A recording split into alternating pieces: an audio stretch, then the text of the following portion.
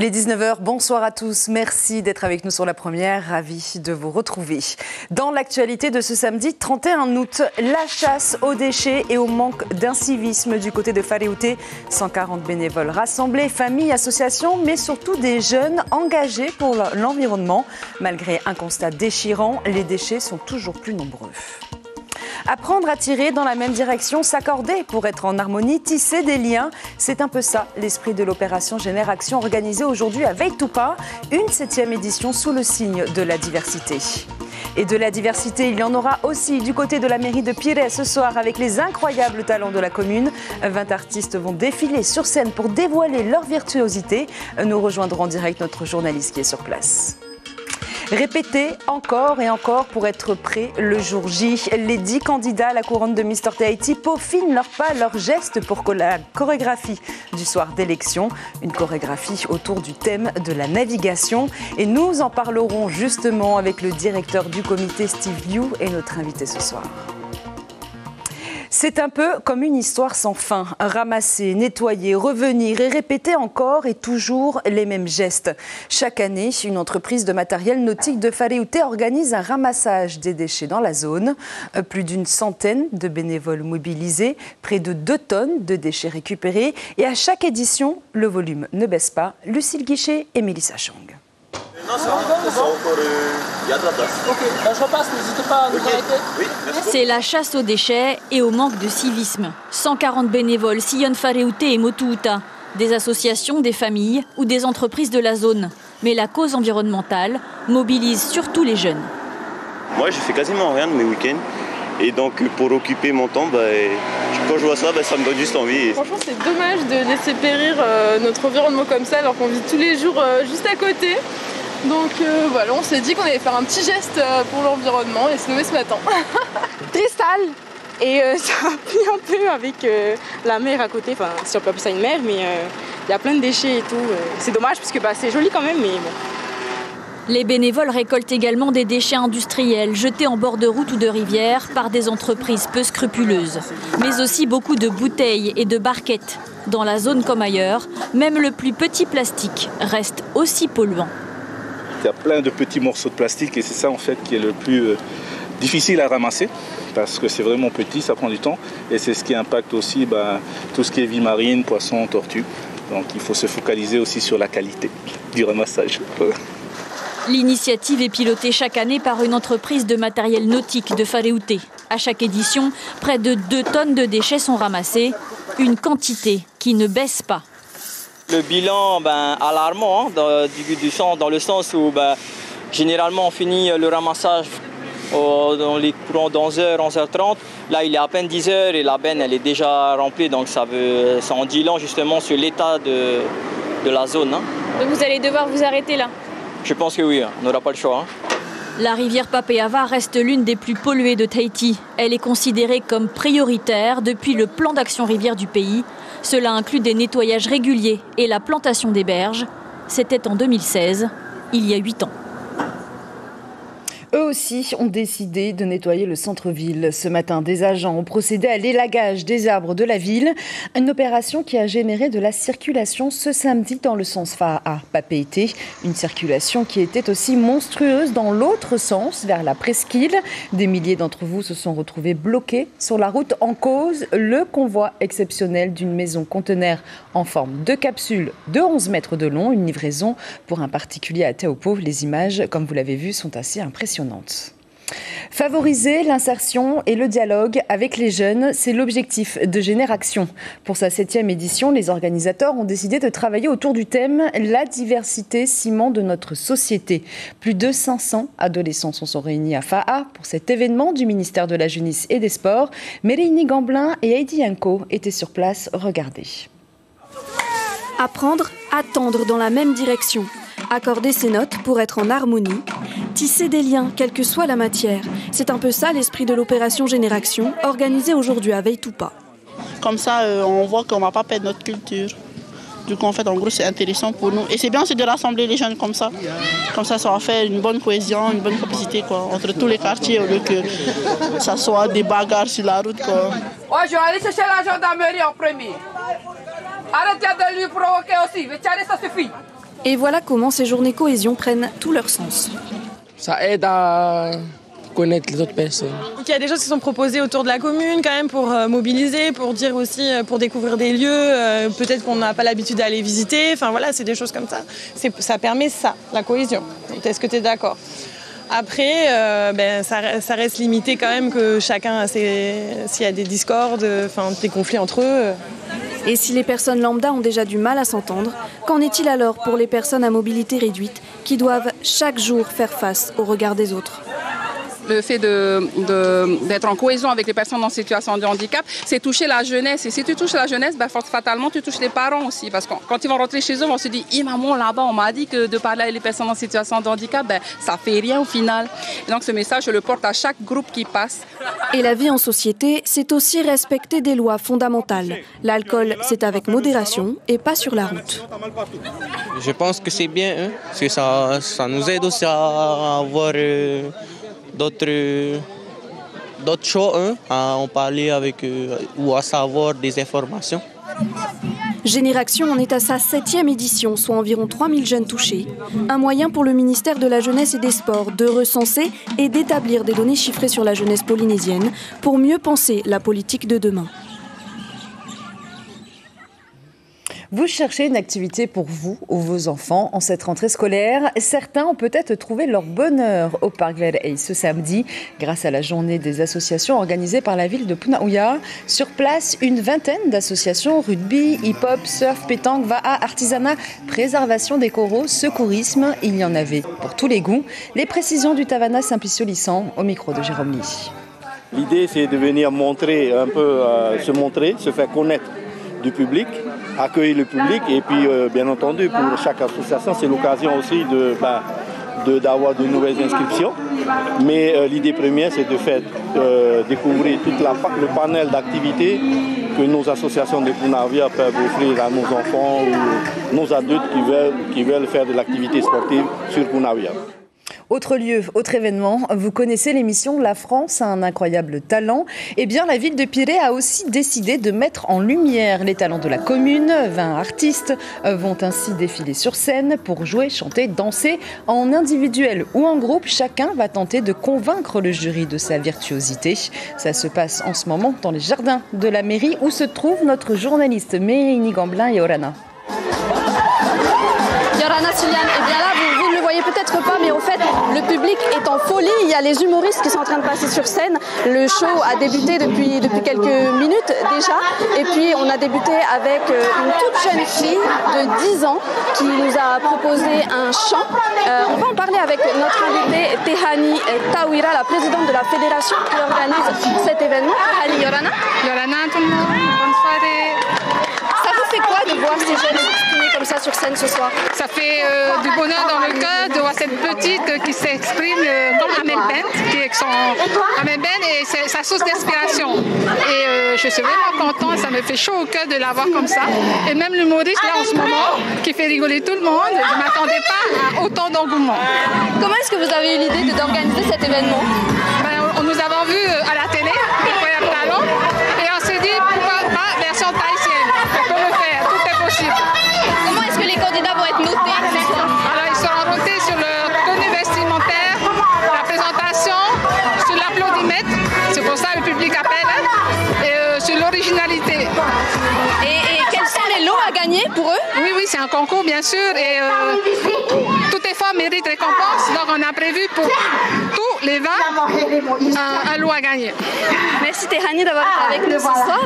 Et vous l'avez entendu, une enveloppe de plus de 500 000 francs a été prévue pour les 20 candidats. Elle sera divisée en 20 du coup. Et puis là, actuellement, le public est en feu. Il y a 500 places qui ont été installées ce soir. C'est gratuit. Vous pouvez encore venir jusqu'à 21h ici à la mairie de Pirée. Merci beaucoup Mérini Gamblin avec Mélissa à la caméra. Elle aussi a du talent et pourrait bien un jour prétendre à un titre olympique. Tia Zebrowski continue d'écrire l'histoire du surf. À seulement 13 ans, elle est la plus jeune surfeuse à remporter un QS 3000 en Europe. Membre de l'équipe de France junior, elle s'est imposée ce samedi en Espagne en finale du Pantin Classique Galicia Pro. La jeune surfeuse occupe désormais la première place du classement provisoire continental et peut penser à une qualification au Challenger Series. Eux, ce n'est pas sur le plan d'eau qu'ils se défendent, mais sur le ring. Une centaine de boxeurs se sont donné le change dans la salle omnisport de Vairao lors de la journée de boxe organisée par l'association Tayarapu Boxing Club. 52 combats en amateur et en éducatif. Les baby boxeurs âgés de 4 à 8 ans ont ouvert les hostilités. Parmi eux, Heitara qui a fait son deuxième combat aujourd'hui. Il est au micro d'Ismaël Tayata. Ça fait pas longtemps qu'il a commencé. Il a commencé il y a 2-3 mois à peu près. Ouais. Voilà. Mais pourquoi la boxe? Parce qu'en fait, le grand frère, il est déjà dans le club. Il boxe déjà, ça fait bientôt 1 an maintenant. Donc, à force de venir voir son grand frère s'entraîner, il a voulu aussi s'y mettre un peu. Hein. Voilà. D'accord. Partons à présent sur le côté est avec la 3e édition du marché du terroir d'Aloué. Bananes séchées, chips de hourou, poissons, plantes en tout genre. Les produits locaux étaient à l'honneur aujourd'hui au complexe sportif de la commune. Un événement organisé par la mairie en partenariat avec la Chambre de l'agriculture et de la pêche lagonaire. Yannick Mao, agent du service Action et Cohésion, en dit plus au micro de Jérôme Lee. On essaie de diversifier justement notre terroir avec tout ce qui concerne le secteur primaire en général. Alors nous avons des exposants de la commune de Haroué, donc issus des quartiers prioritaires, et également des exposants professionnels donc, qui sont recensés auprès de la CAPL, qui est notre partenaire. Répétez encore et encore les mêmes pas, les mêmes gestes. Les 10 candidats en lice pour le titre de Mister Tahiti ont rendez-vous chaque semaine pour peaufiner leur chorégraphie. Une chorégraphie autour de la navigation qu'ils présenteront lors du show de la soirée d'élection. Jeudi dernier, ils s'entraînaient à l'école Tamanoui à Paofei. Rehei Najarian, Dylan Fins étaient à leur côté. Regardez. Des gestes millimétrés au rythme d'une musique hip-hop, tout doit être parfait pour la soirée d'élection. Si certains candidats ont déjà un pied dans le domaine de la danse, pour d'autres, c'est une première. Ça reste toujours une belle expérience de découvrir de nouveaux pas, de nouveaux gestes. Et comme il y a beaucoup de dynamisme, ça va être une belle présentation, un beau show qu'on va faire lors de l'élection. Pour une première expérience aussi, je me sens à l'aise, un peu stressé aussi, mais voilà, on passe de bons moments avec les candidats. Ces 10 candidats n'ont qu'un objectif en tête, décrocher le titre de Mister Tahiti. Cependant, la raison de leur participation est propre à chacun. C'est une aventure personnelle et aussi par rapport à mon côté artistique. Comme je suis artiste, auteur-compositeur, je voulais mettre en avant un peu plus ma voix, voilà, notre identité culturelle. J'ai vu qu'avec Mister Tahiti, on pouvait avoir une certaine notoriété sur les réseaux et sur certaines personnes. Et j'ai envie de profiter de cette notoriété qu'on peut avoir pour défendre une cause qui est pour moi la culture et la nature. 1h30 de répétition, 3 fois par semaine, pour présenter un show sur le thème de la navigation. Les prétendants peuvent compter sur les conseils et l'œil avisé d'une experte en la matière. Au niveau de la chorégraphie, j'avoue qu'on nous a donné une musique qui était imposée. Donc nous, on s'adapte un peu à l'esprit du maillot de bain. Donc il faut que ça soit sexy, à la fois pas trop difficile pour s'adapter aussi à tous les niveaux. Donc après, le plus important, je pense, dans la chorégraphie, c'est qu'ils s'amusent. Il reste donc 35 jours aux candidats pour préparer au mieux leurs prestations prévues lors de la soirée d'élection. Et c'est dans un peu plus d'1 mois que nous saurons qui sera le nouveau Mister Tahiti. Le rendez-vous est donné pour le 5 octobre dans les jardins de la mairie de Papeete. Nous allons tout de suite en parler avec notre invité ce soir, Steve Jou, directeur du comité Yorana. Yorana Siar, on a la Polynésie. Mémerci beaucoup d'être avec nous ce soir. Alors on l'a vu dans le reportage, le thème pour cette élection, cette nouvelle élection, c'est la navigation. Pourquoi ce choix? Exact. Donc pour mémoire, c'est la 3e année que je dirige la direction artistique de Mister Tahiti. La première année, nous sommes allés sur la renaissance du concours. L'année dernière, on est parti sur une thématique du retour aux sources. Et cette année, on prend notre envol, on part pour la navigation. La navigation, pourquoi? Parce qu'aujourd'hui, voilà, nous sommes en Polynésie. Il y a énormément de sport, énormément de vie aussi bien sur terre que sur mer. Et c'est le premier volet de thématique de cette année qui va ensuite donner le lien pour l'année prochaine. Alors, vous l'avez dit, c'est votre 3e élection. Ça fait 2 ans que vous êtes à la tête du comité. On sent dans cette élection, justement, entre la préparation, le gala avec les bals masqués, justement, où les candidats ont été dévoilés, là, le show qui se prépare, qu'on tend de plus en plus vers une élection un peu comme Miss Tahiti. C'est en tout cas votre ambition? Oui, c'est mon ambition de faire évoluer le concours et puis de le mettre au goût du jour aujourd'hui.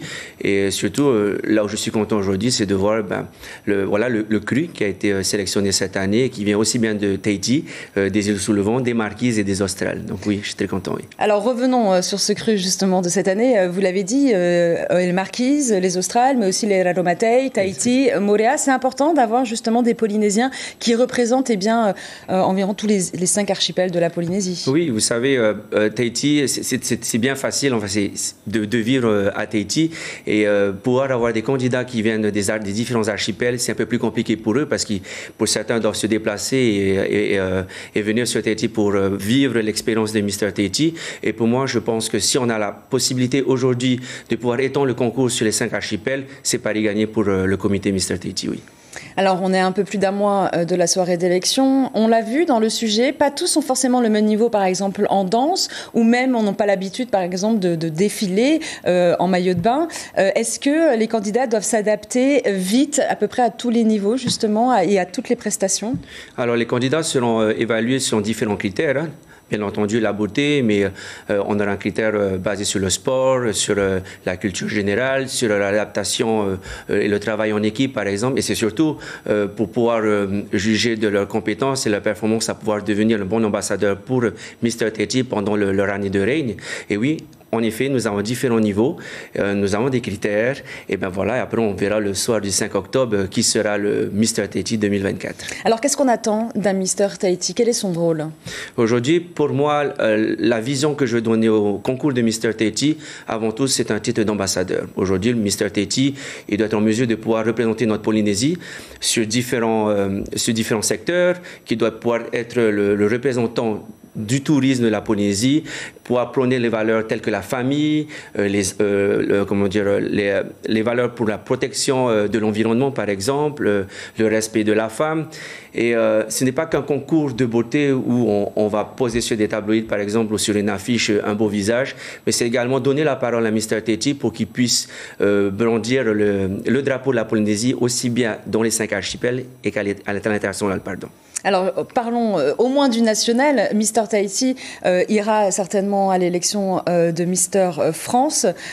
Comment on se prépare pour ça? Et est-ce que c'est votre ambition? Parce qu'en 2008, il y avait déjà eu un Mr Tahiti qui avait été élu Mr France. Donc, est-ce que vous espérez aussi réitérer cette expérience? Bien entendu, comme tout producteur, notre objectif, c'est de pouvoir gagner le concours de Mr France, qui est l'étape qui passe après Mr Tahiti. La prochaine édition aura lieu le samedi 25 janvier 2025, donc à Paris. Et donc voilà, après l'élection de Mr Tahiti, on prépare notre lauréat, être au niveau standard de ce qu'attend le concours de Mr France. Et pourquoi pas après partir sur Mr Grand International. Après, vous savez, tout est question de budget, de préparation. Et aujourd'hui, on a la chance d'avoir énormément de partenaires qui nous soutiennent sur l'événement, mais également sur la cause et sur les différentes causes comme on a au travers du concours de Mr Tahiti. Et oui, voilà, c'est le but ultime, bien entendu, pour nous, aussi bien comité que candidat, d'accéder à l'échappe de Mr France. Et est-ce qu'il est difficile de participer à une élection nationale comme Mr France ou une élection internationale? Écoutez, je vais vous laisser voir les statistiques et les retombées que nous avons sur les réseaux sociaux. Je suis très fier aujourd'hui de dire que voilà, Mr Tahiti, c'est un concours qui s'est positionné à l'échelle internationale. Lorsque vous voyez le nombre de vues que nous avons sur les pages YouTube, sur les flux sur les réseaux sociaux, sur Facebook par exemple, sur TikTok, et oui, et on reçoit énormément de demandes de sollicitations des autres concours internationaux pour envoyer un lauréat polynésien à leur concours international. Et voilà, et mon objectif demain, c'est de pouvoir positionner dans le top 3 des meilleurs concours mondiaux de Mr Tahiti. Eh bien, on l'espère pour vous et les candidats, justement. Merci beaucoup, Steve, d'avoir avec nous. Je rappelle donc que vous êtes directeur du comité de Mr Tahiti. Et sachez que la soirée de l'élection sera diffusée en direct sur notre chaîne le 5 octobre prochain. C'est la fin de cette édition et nous refermons ce journal par cette alerte météo. Attention à la houle ce soir et demain pour les habitants de la presqu'île de Tahiti entre Tautira et la pointe Tepari. Une vigilance jaune est en cours pour vagues sur Massion pour les îles du vent. La houle de sud-est et la mer du vent d'est-sud-est risque de donner des vagues à hauteur de 3 à plus de 4 mètres cette nuit et demain. Une vigilance donc orange. Ce risque devrait commencer à s'atténuer à partir de dimanche soir jusqu'à lundi. Les sorties en mer sont bien sûr déconseillées. Au programme de votre soirée, la suite de l'émission Ono Hippo, suivie de votre feuilleton Legacy. Prochain point de l'information demain matin dès 6h30 sur vos ondes Radio Polynésie la première avec Teupo Fatupua Ave et Abinera Temata Hotoa. Excellente soirée à tous et à demain.